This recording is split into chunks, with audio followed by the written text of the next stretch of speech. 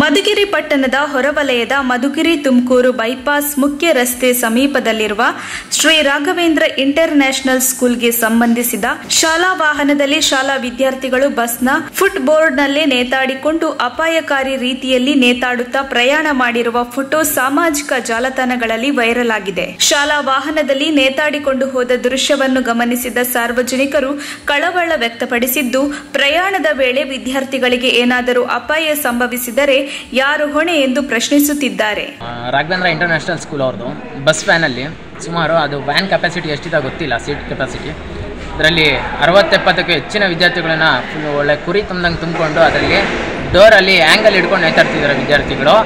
ಅವ್ರು ಏನಾದರೂ ಬಿದ್ದು ಅವ್ರಿಗೆ ಹೆಚ್ಚು ಕಡಿಮೆ ಆದರೆ ಅದರ ಜವಾಬ್ದಾರಿ ಯಾರು ತಗೋತೀರಾ? ಶಾಲಾ ಬಸ್ಗಳು ಕೆಪಾಸಿಟಿಗೂ ಹೆಚ್ಚು ವಿದ್ಯಾರ್ಥಿಗಳನ್ನು ತುಂಬಿಕೊಂಡು ಸಂಚರಿಸಿದ್ದು ತುಂಬಾನೇ ಅಪಾಯಕಾರಿ. ರಸ್ತೆಗಳಲ್ಲಿ ಹೆಚ್ಚಿನ ಗುಂಡಿಗಳು ಬಿದ್ದಿರುವುದರಿಂದ ಈ ರೀತಿ ಪ್ರಯಾಣ ಬೆಳೆಸುವುದು ತುಂಬಾನೇ ಅಪಾಯಕರವಾಗಿದೆ. ಇದಕ್ಕೆ ಶಾಲಾ ಆಡಳಿತದವರು ಅಥವಾ RTO ಅಧಿಕಾರಿಗಳು ಜವಾಬ್ದಾರಿ ವಹಿಸಿಕೊಳ್ಳುತ್ತಾರೆ ಎಂದು ಜನಸಾಮಾನ್ಯರು ಪ್ರಶ್ನಿಸುತ್ತಿದ್ದಾರೆ. ಹೀಗಾಗಿ ಸಂಬಂಧಪಟ್ಟ ಅಧಿಕಾರಿಗಳು ಈ ಬಗ್ಗೆ ಗಮನ ಹರಿಸಿ ಶಾಲೆಯ ವಿರುದ್ಧ ಸೂಕ್ತ ಕ್ರಮ ಕೈಗೊಳ್ಳಬೇಕು.